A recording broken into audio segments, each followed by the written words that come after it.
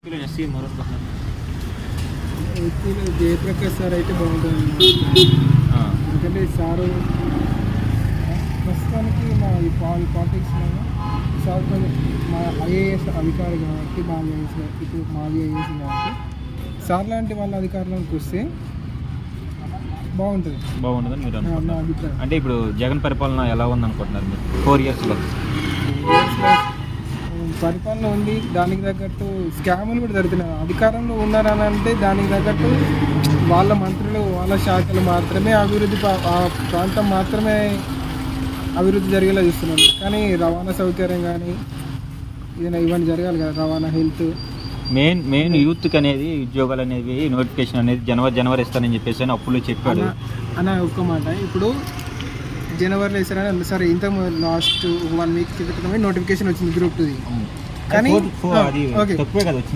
వచ్చింది కూడా నెక్స్ట్ ఇప్పుడు వచ్చేది ఏంది, నోటిఫికేషన్ అంతా క్లియరెన్స్ అయ్యారా, ఎలక్షన్ కూడా వస్తాయి కదా.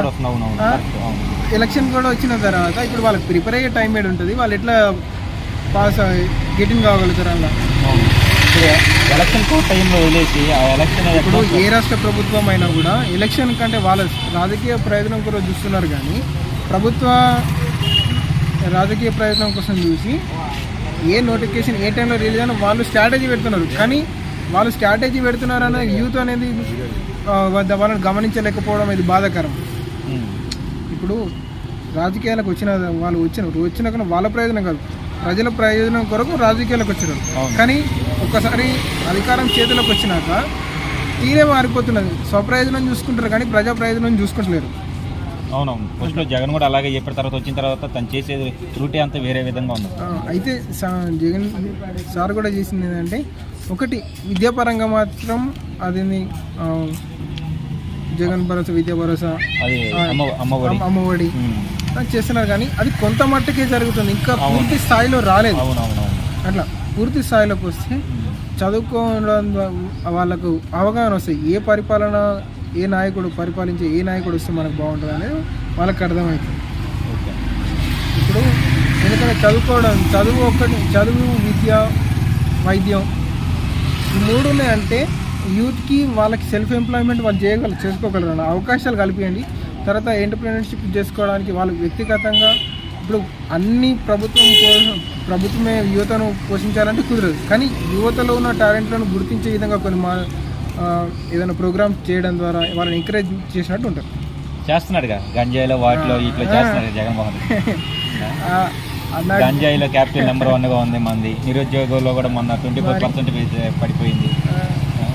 దాని మీద మీ ఫీలింగ్స్ ఏంటి అన్న? ఫస్ట్ ఆఫ్ ఆల్ డిపార్ట్మెంట్ అనేది కూడా ఇప్పుడు గంజాయి అనేది ఉన్నది. తర్వాత యూత్ని మత్తుకు బానిస చేసిన తర్వాత వాళ్ళు లైఫ్ పే నాశనం అయిపోతుంది. కానీ తర్వాత ఇంకోటి ఏమైనా మద్య నిషేధం అన్నాడు, అలాంటిది చేయకుండా కూడా మద్య నిషేధం ఏమోదన్నా పేపర్ల ప్రకటన అందిస్తున్నారన్న. పేపర్ ప్రకటన కాదు, రుజువులు కావాలి. అవునవును. ఇప్పుడు మన తెలంగాణ ప్రభుత్వానికి చూసుకుంటే గతంలో వాళ్ళు చేసిన హామీలన్నీ నిలబెట్టలేకపోయారు కనుకనే కొత్త ప్రభుత్వానికి అవకాశం ఇచ్చారు. లేకపోతే ఈ ప్రభుత్వం కూడా అవకాశాన్ని కోల్పోయింది అనుకో, వేరే ప్రభుత్వానికి అవకాశం ఇస్తారు. అట్లా ఇప్పుడు చంద్రబాబును మళ్ళీ పవన్ కళ్యాణ్ కలిసి పొత్తుగా వస్తున్నారు కదా, దాని మీద నీ ఫీలింగ్స్ ఏంటి అన్న? అది కేవలము రాజకీయ ప్రయోజనం. ఎవరైతే ఆ పార్టీ అధినేతలు ఉన్నారో వాళ్ళ స్వప్రయోజనాల కోసమే. తర్వాత ఇంకొకటి ఆడ బలయ్యేది ఎవరంటే కార్యకర్తలు. అవును, పైన అధినాయకుడు బాగానే ఉంటాడు, మధ్యలో ఉన్న మీడియేటర్లు బాగా, కానీ ఆడ బలయ్యేది కార్యకర్తలకు మా నాయకుడు మాకు కావాలని అంటున్నాను. కులంతో వాళ్ళు కులం అనే దాన్ని రెచ్చగొట్టి మన నాయకుడు మన కులపు అనేది కొంచెం ఎక్స్ట్రా పెడుతున్నారు. అట్లా చేయడం ద్వారా భవిష్యత్ తరాలు నాశనం అయిపోతాయి అన్న. ఒక మనిషిని అతను మనిషి మనము మనిషిగా చూడలేని సమాజం ఇంకా ఏం బాగుపడుతుందన్న? అవును, అంటే ఇప్పుడు ఓవరాల్గా నెక్స్ట్ సీఎం ఎవరు అనుకుంటున్నారు అన్న?